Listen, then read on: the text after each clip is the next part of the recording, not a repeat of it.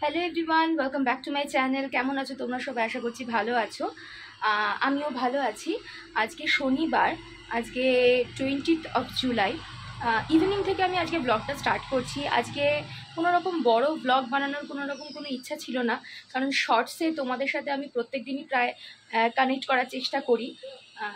তবে আজকে একটা সত্যিই বিশেষ দিন, কারণ এতদিন বাদে আমি মানে মায়ের ডাকে আমি যাচ্ছি আজকে শ্যামসুন্দরী মায়ের মন্দিরে।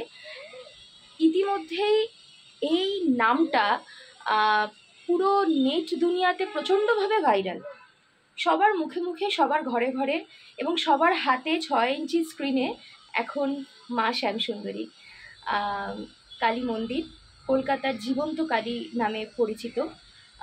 তো মায়ের যাকে অনেকদিন ধরেই যাওয়ার চেষ্টা করছি, বা অনেকদিন ধরেই প্রপার লোকেশনটা কোথায়, আমার বাড়ি থেকে খুব একটা দূরেও নয়, আবার খুব একটা কাছেও না, কিন্তু যাওয়া হয়ে ওঠেনি। ওই যে বলে না, মা না ডাকলে পরে যাওয়া যায় না, একদমই তাই। তো ফাইনালি আজকে সেই দিনটা, যেদিনকে আমি আর মা যাচ্ছি মা শ্যামসুন্দরী মায়ের কাছে। তো ওখানে একটু বলে রাখি যাওয়ার আগেই, তো মা ওখানে 5 বছরের বাচ্চা মেয়ে হিসাবে ওখানে পূজিত হন। তো এটার কি হিস্ট্রি, কি বৃত্তান্ত আমি চেষ্টা করব একটু তুলে ধরা তোমাদের সাথে। তো আগে আগে দেখো, আশা করছি ভালো লাগবে। এখন প্রায় 6টা বাজতে যায়, আজকে শনিবার, সেই জন্য একটু চাপেই আছি যে প্রচণ্ড ভিড় হয় শনিবারটা। তো দেখা যাক, মায়ের নাম নিয়ে যাত্রা শুরু করি। আজকে আমার অফিসও ছিল, অফিস থেকে আজকে যেহেতু হাফ ডে, তাড়াতাড়ি চলে এসেছি অফিস থেকে এসে একটুখানি রেস্ট নিয়ে তারপরে রেডি হয়ে গেছি। এখন ক্যাব বুক করবো, মা রেডি হচ্ছে, তারপরে যাব। চলো তোমরাও আমার সাথে থাকো, দেখতে থাকো। ক্যাব আমাদের চলে এসেছে। বাইরে বেরিয়েই দেখি মেঘলা আকাশ, টিপ টিপ করে আবার বৃষ্টিও পড়ছে, কিন্তু মায়ের কাছে তো যেতেই হবে, তাই সমস্ত কিছু উপেক্ষা করেই চললাম মায়ের উদ্দেশ্যে।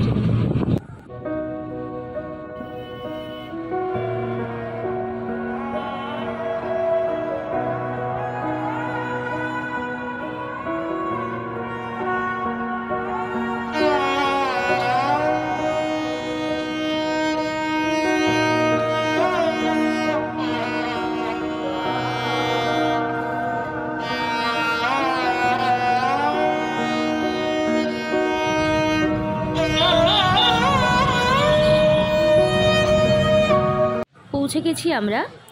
গাড়ি থেকে নেমে এরকম একটা সরু গলির মধ্যে দিয়েই যেতে হবে।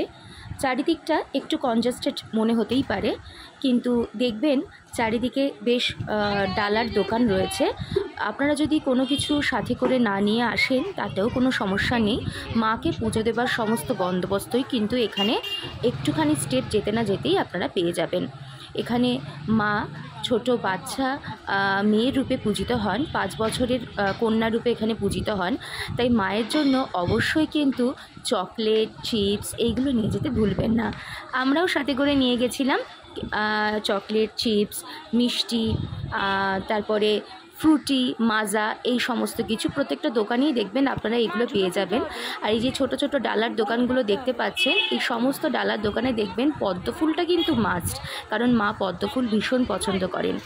এই কাকিমার দোকান থেকে আমার মা কিনে নিল চাল কলা, কারণ মায়ের পছন্দের প্রসাদই হচ্ছে চাল কলা, তাই চাল কলাটা কিন্তু মাস্ট কিনে নেবেন। বাড়ি থেকে যদি আপনারা না নিয়ে আসেন তাহলে অবশ্যই এখানে দোকান থেকে চাল কলা কিনে নেবেন। গোবিন্দভোগ চাল আর কলা ওনারা পরিমাপ করে আপনাদেরকে দিয়ে দেবে, অসুবিধা কোনো কিছু হবে না। আর এই দোকানগুলোতেই জুতো রাখার ব্যবস্থাও রয়েছে, যেখানে আপনারা জুতোও রাখতে পারবেন। যেহেতু শনিবার দিনটা অন্য দিনের তুলনায় একটুখানি ভিড়টা বেশি হয়, তাই লাইনটা একবার দেখুন। এটা হচ্ছে পুজোর লাইন, একদম লম্বা একটা লাইনে দাঁড়িয়ে তারপরে কিন্তু মাকে দর্শন করতে পেরেছি। কিন্তু লাইনটা কিন্তু যে খুব অনেকক্ষণ ধরে দাঁড়িয়ে রয়েছে তেমনটা না। ওখানকার কমিটির যারা মেম্বার্সরা রয়েছে তারা খুব সুন্দরভাবে লাইনটা পরিচালনা করছে। একটুখানি সমস্যা সৃষ্টি হলেও সেটা খুব বেশি সময় ধরে কিন্তু স্টে করেনি। তাই লাইনে দাঁড়িয়ে মাকে দর্শন করবেন, অন্যান্য দিন এতটা ভিড় থাকে না, কিন্তু যেহেতু শনিবারগুলো মায়ের কাছে একটা আলাদাভাবে যাওয়ার একটা সবার একটা তাগিদ থাকে, তাই শনিবার দিনটা এরকম কিন্তু একটা লম্বা লাইনের সম্মুখীন আপনি গেলে হতে পারেন। এতক্ষণ ধরে লাইনে দাঁড়ানোর পর তারপর যখন মায়ের মিষ্টি মুখটা যখন চোখের সামনে আসবে, তখন সমস্ত কষ্ট, সমস্ত দুঃখ তুমি ভুলে যেতে বাধ্য। অবশেষে দেখা পেলাম মা শ্যামসুন্দরী মায়ের। দেখো কি সুন্দরভাবে মাকে সাজানো হয়েছে। আর এতদিন ধরে বিভিন্ন রকমের সোশ্যাল মাধ্যমে মাকে দেখে এসছি, আজকে সরাসরি চোখের সামনে মাকে এইভাবে দেখতে পেয়ে এত যে মনের ভেতরে একটা প্রশান্তি আসছে, তুমি না গেলে ওখানে বিশ্বাস করবে না। একটা আলাদা টান, একটা আলাদাই একটা অনুভূতি। মায়ের কাছে কিন্তু বারবার যেতে তোমার ইচ্ছা করবে যদি একবার মাকে দর্শন করো। তারপরেই চলে গেছি বাবা ভৈরবের কাছে। বাবা ভৈরবকে দর্শন করলাম এবং তাকে প্রণাম করে নিজের মনের যে বাসনা, সেই বাসনা তুমি যদি জানাও এবং মাকে যদি জানাও, তাহলে সেই বাসনা কিন্তু পূরণ হবেই।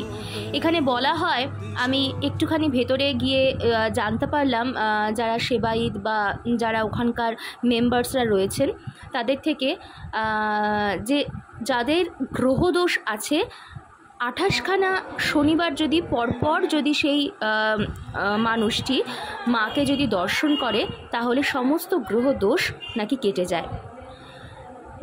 অবশেষে পেলাম মায়ের প্রসাদ এবং মায়ের পায়ের চরণের পদ্মফুল। বাড়ি ফেরার পথে আশা করছি আজকের ভিডিওটা ভালো লেগেছে। ভিডিওটা ভালো লাগলে লাইক করো, শেয়ার করো, চ্যানেলটা সাবস্ক্রাইব করে পাশে থেকো। ওকে, বাই।